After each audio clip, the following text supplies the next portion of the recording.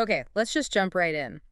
If you've been watching the creative tech space, you have definitely heard the name Google Flow. hmm It's being sold as this huge cinematic revolution.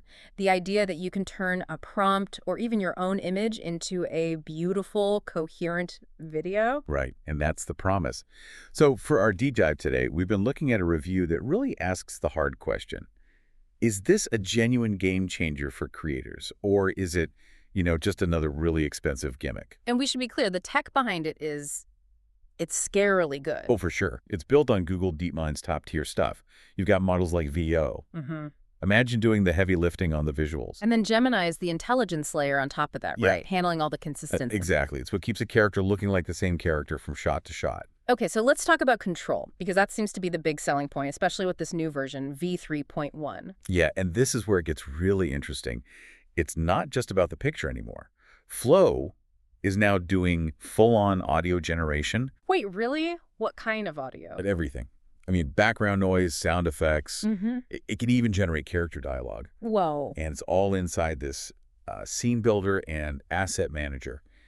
It's a whole toolkit. That feels like the aha moment for filmmakers. Think about the scene extension feature. hmm It just builds new footage right from the last frame of your previous clip. Yeah, the continuity is just baked in. That could save an indie creator days of work in post-production.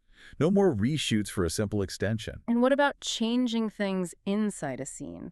That's the other part. You can literally erase an object and Flow just rebuilds the background behind it flawlessly. So you're not just rolling the dice and hoping for a cool video. No, not at all. You're like an AI co-pilot. You're Oh. crafting the scene, you're controlling the lighting, the sound, everything. It's deliberate. This all sounds incredible, like the ultimate tool to democratize filmmaking until you get the bill. Right. And there is always a bill. Google has put this power behind a pretty serious paywall. You can't even touch it without a Google AI Pro or an Ultra subscription. Exactly. And the Pro plan, that's what, about 20 bucks a month? $19.99, yeah.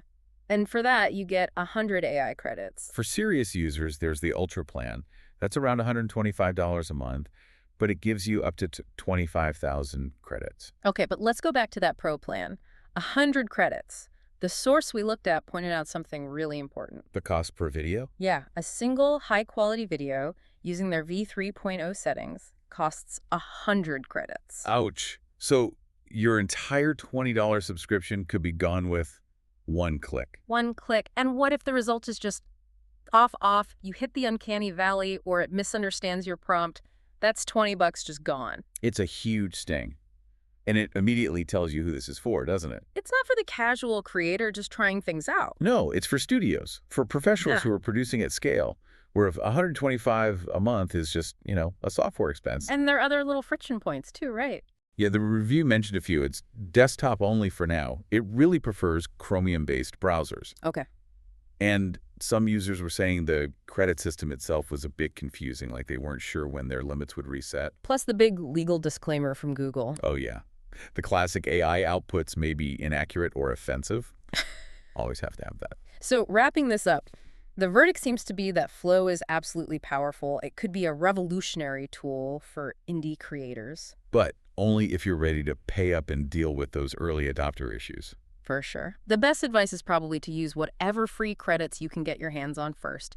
Really test it before committing to that Ultra plan. And that kind of leaves us with a bigger, more provocative question, I think. Oh. If the best quality videos cost 100 credits a pop, does a system like this inherently push this amazing cutting-edge AI out of the hands of learners and hobbyists? And push it strictly toward the professionals, the big production houses with deep pockets. Yeah. Exactly. Yeah. Is that the future of creative AI? A tool for the pros, not the people. It's definitely something to think about.